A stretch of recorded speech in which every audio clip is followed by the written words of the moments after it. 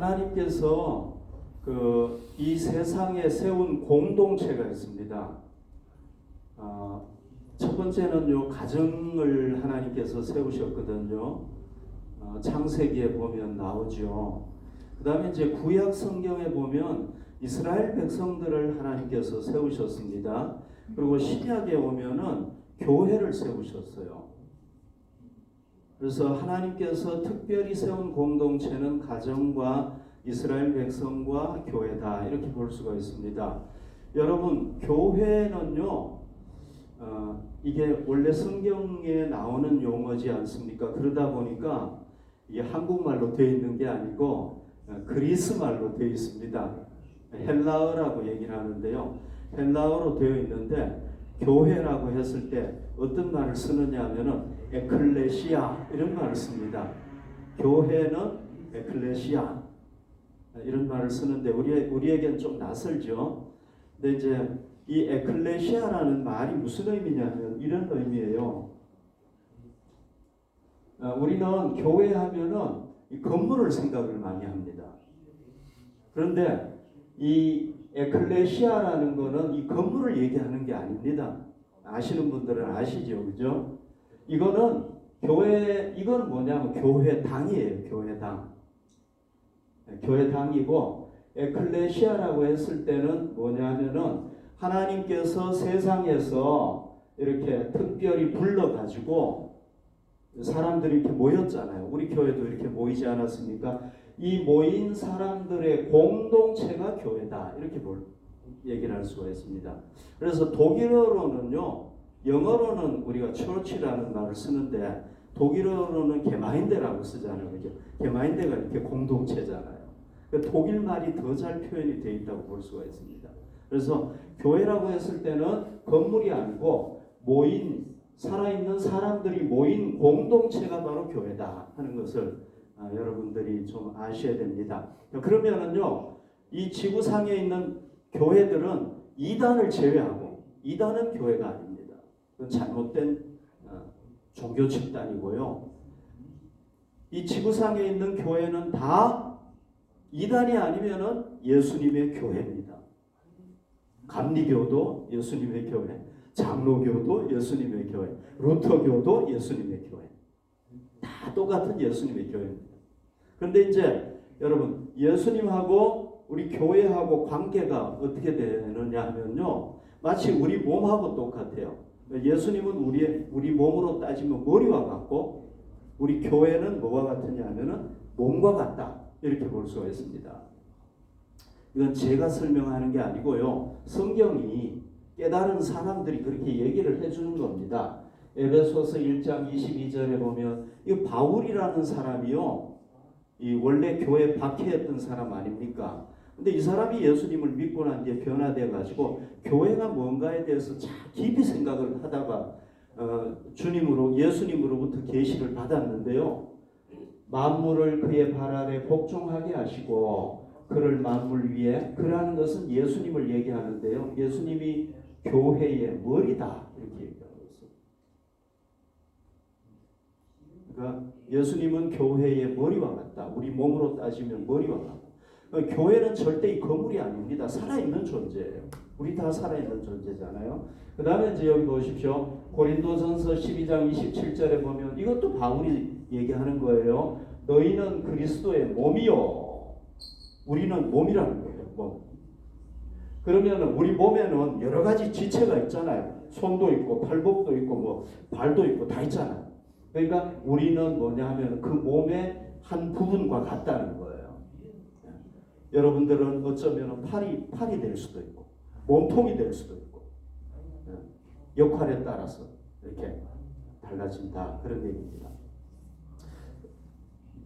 예수님께서요, 우리를 구원하셨잖아요. 우리를 구원하시고 난 뒤에 그 다음에 우리를 어디다가 소속을 시켰느냐 하면은 예수님의 몸인 교회로 인도하셨어요. 그래서 현재 지금 여러분들에게 예수님께서 허락하신 교회는 어느 교회입니까? 이 지구상에 많은 교회들이 있지만은 우리 글로벌 비전 교회가 여러분들에게 허락하신 교회라고 하죠. 예. 그래서 이제 우리는요 글로벌 비전 교회의 몸의 한 지체가 된 겁니다. 뭐 손이 될 수도 있고 발이 될 수도 있고 뭐 이렇게 지체라는 겁니다. 그러면서도 온 세계에 흩어져 있는 모든 교회 속에 또 소속이 되어 있는 거예요. 그러면 그 모든 교회 머리는 누구냐? 바로 예수님 머리인 거예요. 그러면 예수님께서요 교회를 세웠을 때 근거가 있겠죠. 왜 세웠는지 그 근거를 가지고 세웠겠죠. 그죠?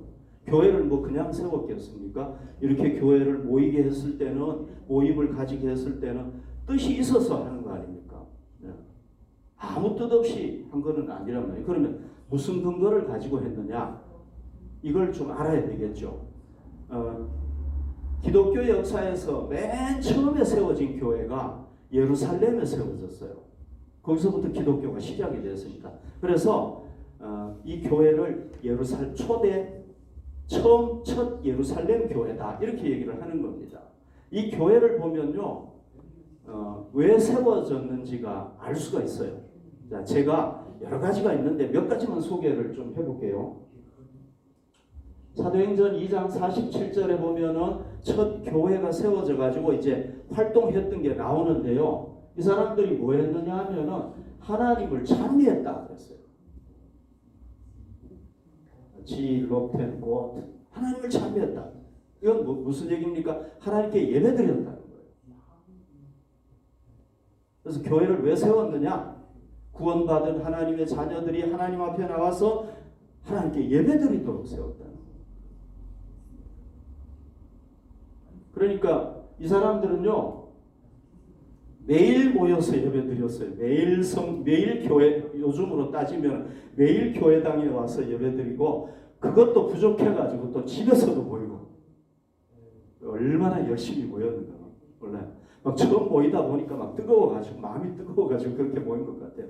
우리도 뭐 해야 됩니까? 하나님께서 이제 우리를 교회에 모이게 하셨는데 우리가 해야 될 일이 뭡니까? 하나님께 예배드리는 게 우리 이 교회의 존재 목적이란 말이죠.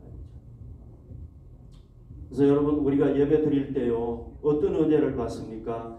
하나님의 우리가 일주일 동안 살아가면서 죄도 짓고 살아가잖아요. 물론 우리 죄를 용서받았지만은 그러나 우리가 매일 세수는 하잖아요. 그것처럼 우리가 주일에 나와가지고 우리가 잘못한 것도 참회하면은 주님께서 또 용서해 주시고 이런 사죄의 은혜. 그리고 우리가 하나님의 말씀을 듣는 은혜. 또 사실 우리 눈에 보이지 않지만 하나님께서 여기 계신단 말이죠. 하나님께서 임재하시는 은혜. 여러분들도요 앞으로 예배 드리다 보면은 하나님께서 여기 정말 계시는구나 하는 걸 강력하게 느낄 때가 있어요. 뭐 어떤 사람은 또 영적인 눈이 열려가지고 볼 수도 있고요. 그런 사람들도 있어요. 그런 것도 체험할 수 있고요. 그 다음에 우리가 하나님의 은혜를 받는데 너무 감사하잖아요. 근데 어떻게 합니까? 예배에 나와가지고 우리 자신을 하나님께 드리고 우리의 소유를 하나님께 드리고 그렇게 할 수도 있고요. 그 다음에 이제 사도행전 2장 42절에 보면 그들이 사도들의 가르침을 받았다 그랬죠. 그죠? 그러니까 가르침을 받아야 되는 거예요. 우리가. 그들은 이 예수님으로부터 직접 배웠던 제자들한테 가르침을 받은 거예요. 그러니까 가르침 받으면서 어떻게 됩니까? 예수님에 대해서 더 알게 되고 하나님에 대해서 더 알게 되고 내가 구원받았다는 걸 확실하게 알게 되고 신앙이 점점 성장하겠죠. 그죠? 우리도 그렇게 교회 나와가지고 가르침을 받으면서 성장해 가야 되겠죠. 여기 보십시오. 에베소서 4장 15절에 보면 오직 사랑 안에서 참된 것을 하여 범사에 그에게까지 자랄지니라. 그는 머리니 곧 그리스도라. 우리 누구에게까지 자라가야 되느냐 하면은요 예수님에게까지 자라가야 되는 거예요. 그러니까 우리가 평생 노력해야 되는 거예요. 그렇게 자라가야 돼요. 우리가 교회 나와서 말씀으로 가르침을 받고 예배드리고 이러면서 우리의 신앙이 점점 자라가는 겁니다. 그러면은 어떻게 되느냐? 이제 구원을 성취할 수가 있는 거예요. 나는 구원받았다는 확실한 믿음이 생겨가지고요 흔들리지 않고 나아갈 수가 있게 되고요. 또 세상에서 빛과 소금으로 역할을 할 수가 있는 겁니다. 우리가 계속 이렇게 가르침을 받고 자라가야 되는 겁니다. 그 다음에 세 번째는요. 여기 보십시오. 사도행전 2장 42절에 보면 서로 교제하며 떡을 떼며 오로지 기도하기를 힘쓰니라. 그러니까 교회를 왜 세우셨느냐 하면은 구원받은 하나님의 백성들이, 하나님의 자녀들이 서로 교제하도록. 여러분 우리가 교제하잖아요. 그죠? 오늘도 우리 예배 마치고 나면 어떻게 지내셨습니까? 안부도 물어보고요. 걱정도 해주고. 그렇게 하잖아요. 교제하고. 그러면서 또 초대교회는 돈이 많은 사람들은 돈이 없어가지고 먹기 힘든 사람들 도와주고, 또 그거 못하면은 기도해주고. 저는 물질적으로 도울 수는 없지만 당신을 위해서 기도해주겠습니다. 기도해주고. 교제하는 거죠.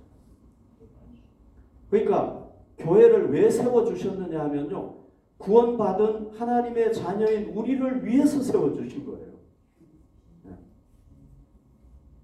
그러니까 우리가 어떻게 해야 되겠습니까? 주님께서 우리에게 교회라는 이 소중한 공동체를 주셨잖아요. 그러니까 우리가 소중하게 여기고 사랑하고 헌신하고, 그리고 항상 어디에 가든지 우리는 교회를 중심으로 생활해야 돼요. 예수님께서 교회를 세우신 또 중요한 목적 또 하나가 있어요. 이게 다가 아니에요. 우리를 위해서 세우셨어요. 근데 또 하나가 있어요. 그게 뭐냐 하면요, 이걸 알려면은 우리가 성경을, 구약 성경을 쫙 올라가 봐야 돼요. 하나님께서 이 우주를 만드시고 사람을 만드셨잖아요. 맨 처음엔 아담 부부 만들었잖아요. 그죠? 여기 보십시오. 여기 아담 부부 만들었잖아요. 창조하셨잖아요. 그런데 여기는 하나님께서 온전히 통치하시는 장소였어요. 사람들은 하나님의 뜻에 순종하고요. 그러니까 하나님 안에 인간이 하나가 돼가지고 살았단 말이죠. 이때요, 이 에덴 동산이잖아요. 이 에덴 동산은 인간이 모든 걸 누릴 수 있는 최고의 것을 누렸어요. 하나님의 복도 마음껏 누리고요. 여기는 질병도 없었어요. 악한 게 없었어요. 그러니까 얼마나 좋았겠습니까? 굉장히 좋았겠죠. 그죠? 그러니까 하나님께서 온전히 통치하시고 하나님의 뜻이 여기는 다 이루어지는 거예요. 너희들 서로 사랑하면서 살아라. 그러니까 서로 사랑하면서 사니까요. 얼마나 좋은 겁니까? 그런데 이제 무슨 일이 있었냐면은 이 타락한 천사가 사탄이잖아요. 이놈이 두 사람을 유혹을 한 거예요. 하나님의 말씀에 불순종하도록, 하나님의 통치를 거부하도록 한 거예요. 유혹을 한 거예요. 그러니까 아담 하와가 욕심이 생겨가지고 이 하나님이 만드신 걸 우리가 주인이 돼서 차지해야 되겠다, 이런 생각을 딱 가지니까요, 하나님의 말씀에 이제 불순종하게 되는 거예요. 그래서 이 사람들이 어떻게 되느냐 하면 죄인으로 떨어지게 되는 거예요. 죄인으로 떨어지게 돼요. 하나님의 말씀에 불순종하는 게 죄거든요. 떨어지면서 어떻게 됐느냐 하면은 하나님의 통치가 끊어져 버린 거예요. 그러니까 하나님이 복을 주시려고 해도 줄 수가 없는 거예요. 왜? 하나님하고 관계가 딱 끊어져 버렸어요. 여러분, 우리 부모도 그렇잖아요. 자녀가 부모의 말에 잘 순종하고, 그럴 때는 부모가 있는 거 다 주잖아요. 주고 싶잖아요. 그런데 자녀가 말 안 듣고 부모 두드려 패고, 예를 들어서 두드려 패고 이러면 부모가 주고 싶겠어요? 주고 싶지 않잖아요. 주는 게 아니라 관계가 끊어지는 거죠.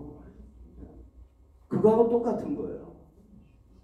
원래 인간은요, 뭐 120세가 아니라 1000년도 옛날에는 900몇 살까지 살았잖아요. 공기 좋고 이럴 때 1000년도 살 수 있고 2000년도 살 수 있었단 말이죠.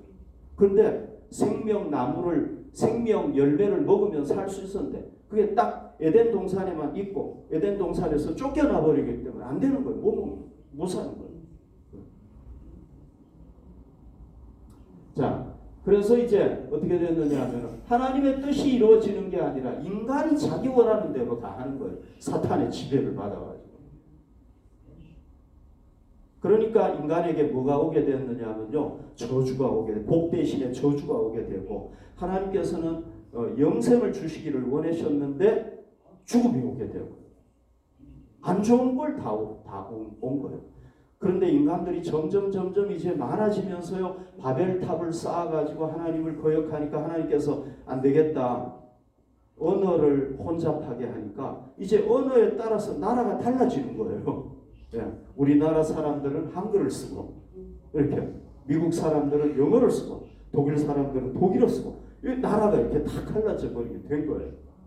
이때 창세기 12장에 가면요, 하나님께서 누구를 선택을 하시느냐 하면은 이 아브라함이라는 사람을 선택을 해요. 이 사람이 누구냐 하면은 이스라엘 민족의 조상이잖아요. 조상인데 왜 선택을 하느냐 하면 두 가지 이유 때문에 선택을 하시는 거예요. 여기 보십시오. 창세기 12장 2절 3절에 보면 내가 너로 큰 민족을 이루고, 그래서 큰 민족이 되죠. 이스라엘 민족이 되잖아요. 내게 복을 주어 내 이름을 창대케 하리니 너는 복이 될지라. 그러니까 첫 번째 하나님께서 이유가 뭐냐면 아담에게 복을 다 줬는데 그게 하나님을 거역하니까 상실되어 버렸잖아요. 그러니까 아브라함을 다시 선택해 가지고 아브라함이 하나님의 복을 누리도록, 하나님의 구원을 누리도록 선택을 하신 거예요. 그런데 그걸로 끝나는 게 아니고 뭐 하도록 했느냐 하면 여기 보십시오. 너는 복이 될지라. 아브라함이 하나님의 복을 받아가지고 이 복을 사람들에게 나눠주는 거예요. 그래서 여기 보십시오. 너를 축복하는 자에게는 내가 복을 내리고 너를 저주하는 자에게는 내가 저주하리. 땅의 모든 족속이 너로 말미암아 복을 얻을 것이니라. 그러니까 아브라함이 하나님 선택하신 이유가 뭐냐 하면 이제 하나님의 복이 끊어져 버렸는데 그 복을 아브라함이라는 사람이 다시 이제 누리도록 하는 거예요. 그 다음에 아브라함을 통해서 또 누가 복을 누리느냐? 온 세상 사람들이 다 복을 누리도록.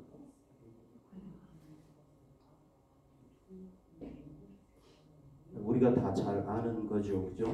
그런데 이제 이 두 가지 때문이에요, 두 가지. 자, 이거는요, 이 이야기는 이 복은요, 어디까지 바라보면서 얘기한 거냐 하면 하나님께서 예수님이 오실 것까지 다 내다보면서, 그러니까 이게 BC 1500년 되거든요. 그러니까 1500년 후에 지금부터 2000년 전에 예수님께서 오셔가지고 예수님을 통해서 이스라엘 백성들뿐만 아니라 모든 민족이 다 복을 받을 것까지 내다보면서 얘기를 하신 거예요. 그래서 진짜 예수님이 오셨잖아, 그죠? 예수님이 오셔가지고 모든 사람이 다 복을 받을 수 있는 기초가 마련이 된 거예요. 기초가 딱 마련이 된 거예요. 그 다음에 예수님은요, 이제 인류 구원의 사역을 성취하시고 승천하시고 난 뒤에 이 지상에 뭘 남겨두셨느냐? 교회를 남겨두셨다. 그러니까 교회를 통해서 이제 사람들이 뭘 하느냐 하면 하나님을 믿어가지고 죄와 죽음에서 구원받고 하나님의 복을 누리도록 한 거예요. 교회를 통해서. 그래서 여기 잘 보십시오. 에베소서 1장 23절에 보면은 교회는 그의 몸이니, 맞죠? 그죠? 몸이라고 그랬죠. 그죠? 자, 그럼 몸인데요, 무슨 역할을 해야 되느냐?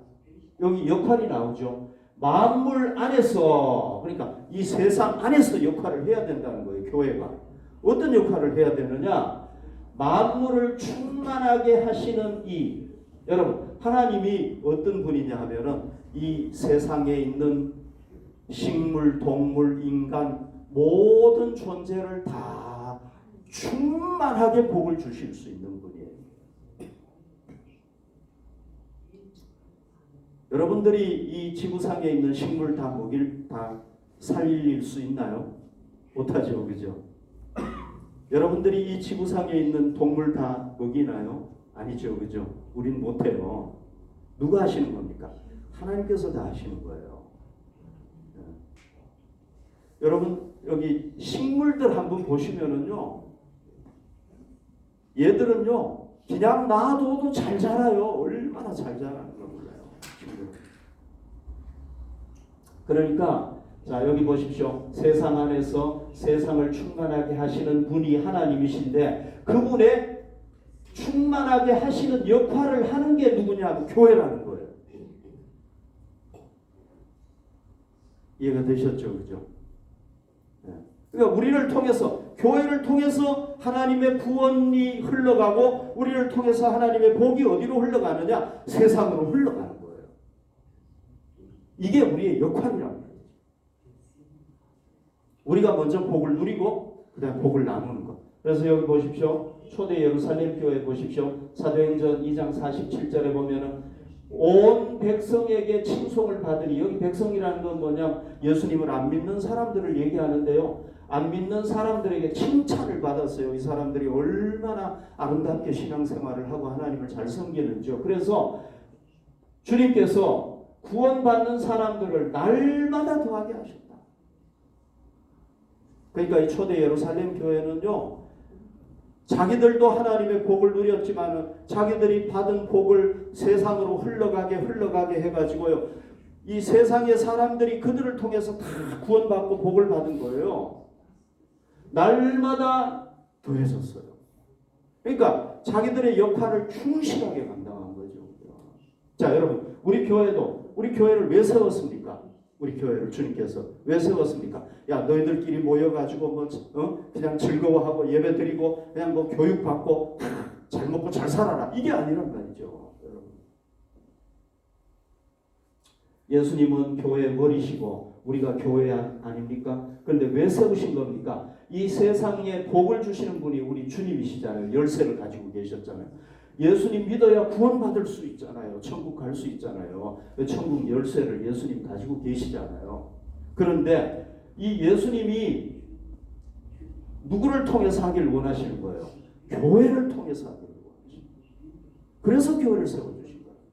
그러니까 우리가요, 교회 나와가지고 예배 잘 드리고 나만 구원받으면은요, 나만 하나님의 복 받고 구원 받아야 되겠다고 그러면 교회가 해야 될 사명을 딱 절반만 하는 거예요. 그거는 예수님 좋아하겠습니까? 안 좋아하겠습니까? 좋아는 하겠지만은, 야, 그래도 너라도 구원 받으니까 참 고맙다, 그렇게 하시겠지만은, 그러나 온전하게 기뻐하시지는 않는 거예요. 왜? 내가 구원받고 복을 받았으면 나를 통해서 이제 다른 사람들, 하나님을 모르는 사람들이 구원받고 복 받아야 되는 거란 말이에요. 그러려고 내게 복을 주시는 거란 말이죠. 근데 그걸 안 하면 어떻게 되겠습니까? 예수님 기뻐하시지 않겠죠. 그죠? 그러니까 우리 교회가, 여러분, 이 비스바덴에서 얼마나 중요한 역할을 하는 걸 깨달아야 됩니다. 물론 우리 교회만 역할을 하는 건 아닙니다. 교회가 많이 있으니까. 근데 모든 교회들이 다 어떻게 해야 되는 겁니까? 우리가 이 지역부터 땅끝까지 복음을 전해가지고 많은 사람들이 주님께 돌아와서 죄와 죽음에서 구원받고 하나님의 복을 누리면서 살 수 있도록 우리가 만들어야 된다. 그게 우리 역할이에요.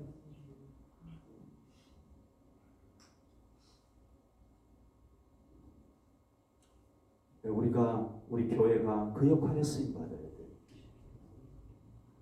여러분이 이거를 꼭 기억을 하시기를 바랍니다. 자, 교회도요, 예수님의 교회인데도 어려움이 있어요.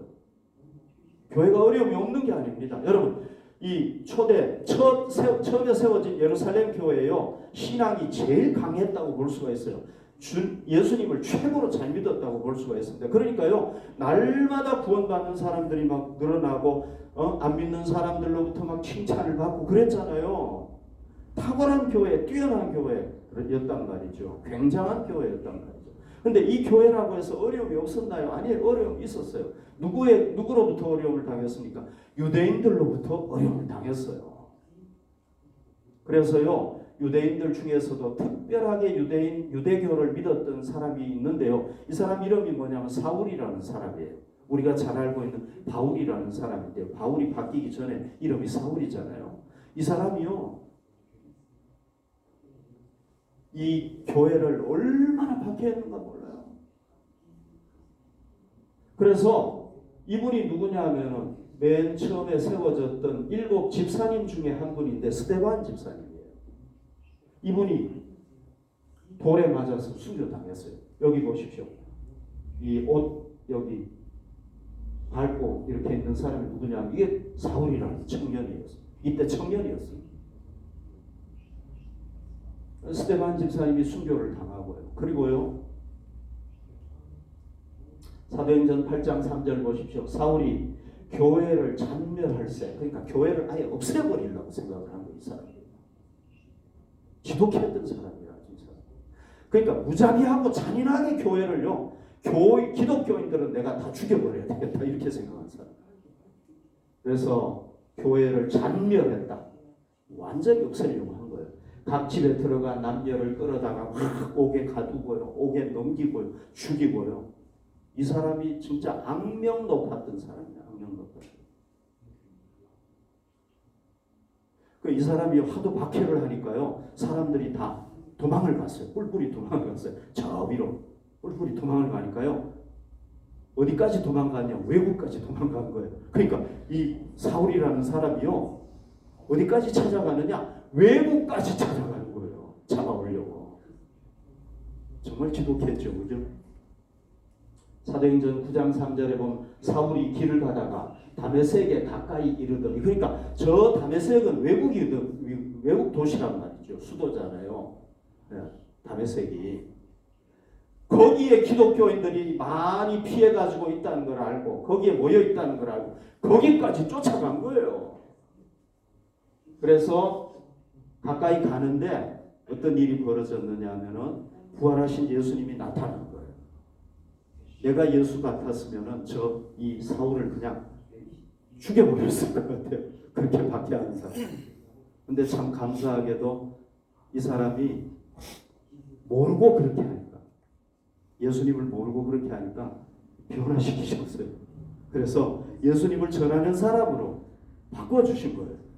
그래서 이 사람이 한 3일 동안요, 자기는 예수가 없다고 생각하고 예수가 부활했다고 믿는 그리스도인들 다 죽여야 되겠다고 생각을 하고 막 감옥에 집어넣고 했는데, 갑자기 빛이 나타났는데 당신 도대체 누구십니까? 이렇게 말해서 떨어졌어요. 눈이 멀어가지고 떨어졌는데, 그래 당신 누구십니까? 그러니까 네가 핍박하는 예수다 그러는 거예요. 그래서 이 사람이 엄청나게 충격을 받아가지고요, 3일 동안 먹지도 못하고 말도 못하고 그냥 3일 동안 방에 처박혀가지고 있어요. 너무 충격받아. 자기는 없다고 생각을 했는데 나타났어요. 그리고 난 뒤에 이 사람이 이제 완전히 예수 믿는 사람으로 변화돼가지고 예수님을 생명 걸고 또 전하는 거예요. 이 열심히 있는 사람이다 보니까 예수를 자기가 직접 만나니까 생명 걸고 전하는 거예요. 네. 그래서 이 사람이 어디까지 복음을 전했습니까? 이 유럽까지 복음을 전했잖아요. 그죠? 그러니까 보십시오. 31절에 보십시오. 이 교회를 박해하던 이 사울이 딱 바울로 변화돼가지고 예수를 전하는 사람이 되니까 교회가 어떻게 됐겠습니까? 그리하여 온 유대와 갈릴리와 사마리아 교회가 평안해졌겠죠. 그죠? 당연한. 그 다음에 든든히 서갔다. 든든히 서갔다는 건 뭐냐면은 주를 경외함과 성령의 위로로 진행하여 수가 더 많아. 그러니까 사람들이 더 하나님을 경외하게 되고 신앙적으로 자라게 되고 또 수가 더 많아졌다. 수적으로도 교회가 더 커지게 된다. 여러분 여기에 유대 갈릴리 사마리아는 어디냐면 요걸 얘기를 하는 겁니다. 자, 여기 예루살렘이 있는 지역이 유대 지역이에요. 그 다음에 사마리아 지역이고요. 그 위에가 갈릴리 지역이에요. 그러니까 예루살렘에 교회가 있다가 박해가 나니까 사마리아로 갈릴리로 막 흩어진 거예요.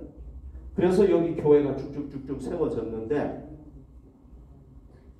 여기 보십시오. 바울이요, 예루살렘에서 박해하다가 사마리아 갈릴리 지나가지고 여기가 다마스쿠스예요. 다메섹 여기까지 간 거예요. 그런데 이게 딱 제거돼 버리니까 어떻게 했습니까? 유대, 사마리아, 갈릴리 교회가 평안해지니까 더 성장했다. 이렇게 얘기를 하고 있는 겁니다. 여러분 예수님께서 이런 말씀을 하셨어요. 마태복음 16장 18절에 보면 또 내가 내게 이르노니 너는 베드로라. 내가 이 반석 위에, 베드로의 이름 자체가 무슨 의미냐면은 반석이라는 의미예요. 그래서 내가 이 반석 위에 내 교회를 세우리니, 그렇다고 해서 베드로 위에 세운다는 게 아니에요. 캐톨릭 교회에서는 베드로 위에 세우는 걸로 생각을 해가지고 베드로를 첫 번째 교황이라고 생각을 해요. 잘못된 거예요. 예수님을 구세주로 믿는 사람들의 그 신앙 고백 위에 세우는 겁니다. 자, 내 교회를 세우리니 뭐라고 얘기를 했냐면 이렇게 얘기했죠. 음부의 권세가 교회를 못 이긴다는 거예요. 음부의 권세가. 여러분 여기 보십시오. 토데스마 죽음의 권세도 교회를 못 이긴다는 거예요. 그러니까 사울이라는 사람이 그렇게 박해했지만은요 못 이기는 거예요 교회를. 왜? 교회의 머리가 누굽니까? 예수님이잖아요. 예수님은 어떤 분입니까? 여기 보십시오. 죽음을 이기신 분 아닙니까? 부활하신 분 아닙니까? 다시 살아나신 분. 이분이 누구예요? 우리 교회의 머리인 거예요. 그러니까 이분이 교회를 딱 지켜주시면은요 교회가 아무도 교회를 해할 수가 없는 거예요. 그러니까 죽음의 권세도 못 이기는 거예요. 왜? 예수님이 죽음을 이긴 분이니까. 다시 살아나신 분이니까. 그런데 실제로 보여줬죠. 사울이라는 사람 교회를 없애버리려고 했는데 어려움은 당했지만 결국은 누가 이겼습니까? 교회가 승리했잖아요. 여러분 로마 시대 때도 보십시오. 로마 제국이요 교회를 그렇게 박해를 해가지고 얼마나 많은 사람들 죽였습니까? 근데 누가 승리했습니까? 결국은 교회가 이겼죠. 공산주의 하에서도요 지하교회가 있어가지고요 공산주의가 풀리니까 교회가 다시 활동했단 말이죠. 교회는요 절대 안 죽어요. 왜? 음부의 권세도 사탄도 못 이기는 거예요. 교회는.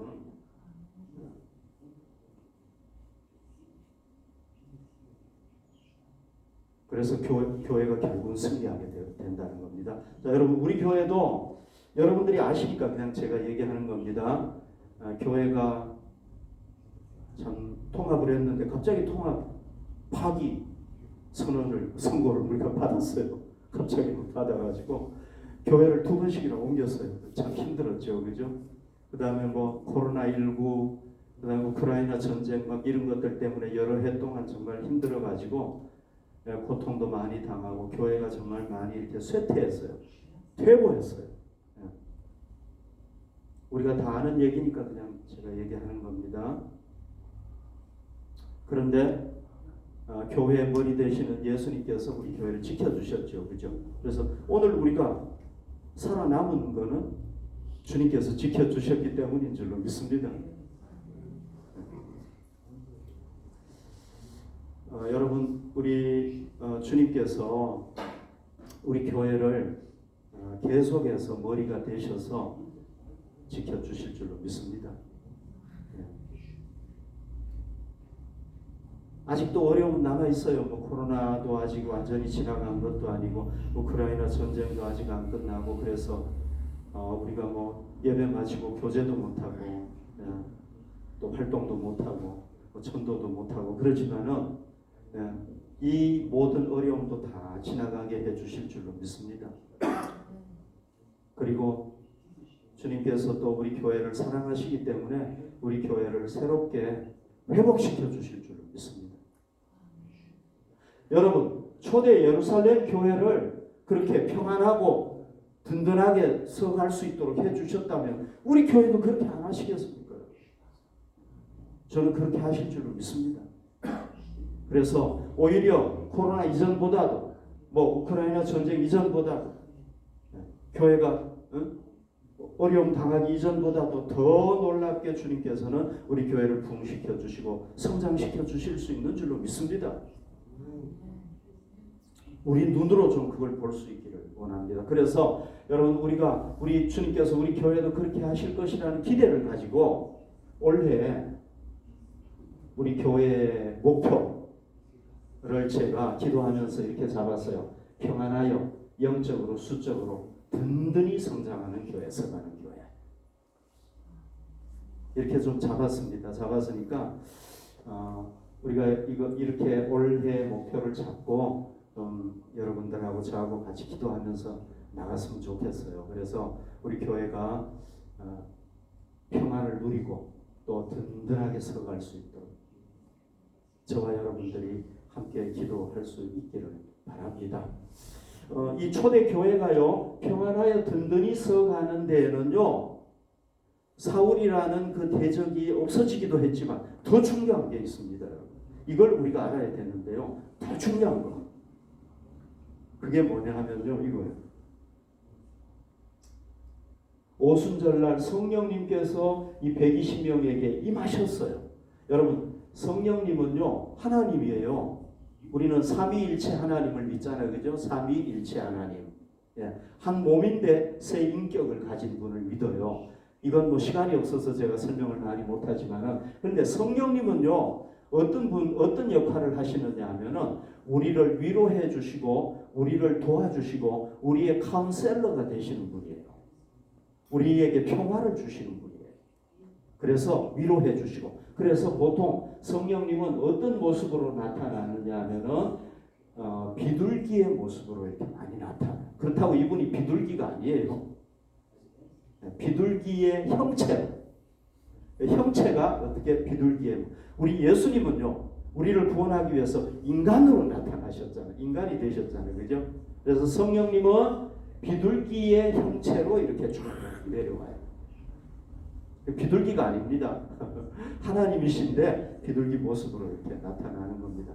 그래서 이분이 뭘 하셨느냐 하면은 초대교회를 도와주셨어요. 자, 여기 보십시오. 제가 그냥 공갈 치는 거 아닙니다. 여기 말씀 보십시오.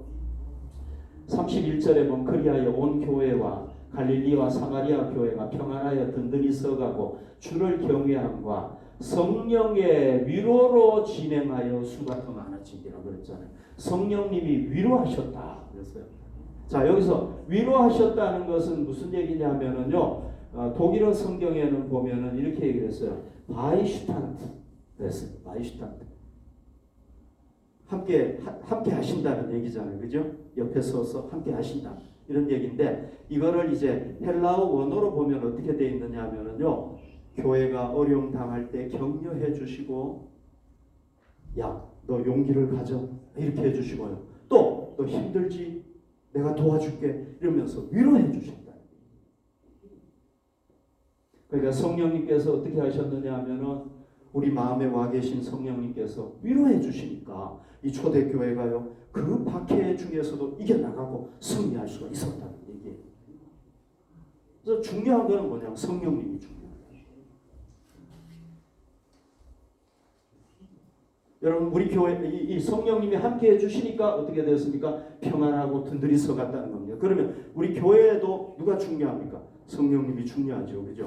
그래서 우리 교회에 계속 표로 잡는 게 뭡니까? 성령 충만, 주님의 증인이 되자. 그래서 이거는 매년 똑같아요, 우리는.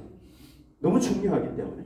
그래서 성령 충만은요 뭐냐면은요 두 가지 의미가 있습니다. 성령 충만이라고 했을 때는 우리 이 초대 예루살렘 교회처럼 예루살렘 교회가 성령님의 온전한 통치를 받았어요. 성령님이 이렇게 하라고 그러면 이렇게 하고 저렇게 하라고 그러면 저렇게 하고. 여러분, 교회는요 제가 마음대로 하는 데가 아니에요. 여러분들이 마음대로 하는 데가 아니에요. 누구 마음대로 하는 겁니까? 하나님 마음대로. 그게 교회예요. 그래서 성령님의 통치를 받고, 또 성령님은 우리에게 뭘 주시느냐 하면은요 다이너마이트 같은 힘을 주세요. 그 힘을 받으면은요 모든 어려움을 다 이겨나가는 거예요. 그러니까 여러분들도 힘이 없고 연약할 때요 성령님 내게 힘 주시기 바랍니다 하면 여러분들이 힘을 주세요. 이겨나가는 거예요. 성령 충만은 두 가지 의미가 담겨 있다는 아시고요. 이 성령 충만할 때 주님의 교회가 주님이 원하시는 교회가 될 수 있는 거예요. 그래서 여러분, 우리 교회를 위해서 가장 중요한 기도의 제목이 뭐냐? 우리 글로벌 비전 교회가 성령님으로 충만하게 해주십시오 하는 기도를 여러분들이 꼭 해주셔야 돼요. 이게 정말 중요합니다. 가장 근본적인 중요한 기도다. 여러분들께서 이걸 위해서 꼭 기도해 주셔야 됩니다. 그래서 우리가요 성령님 우리 교회가 도구가 되게 해주십시오. 우리가 기도도 어떻게 해야 돼? 내가 성령님보다 앞서지 않게 해주십시오. 이게 우리 기도가 되어야 되는 거예요. 그리고 우리가 성령님의 인도하심을 따라서 우리 교회가 참 하나가 되어서 나아갈 때 쓰임받게 될 줄로 믿습니다.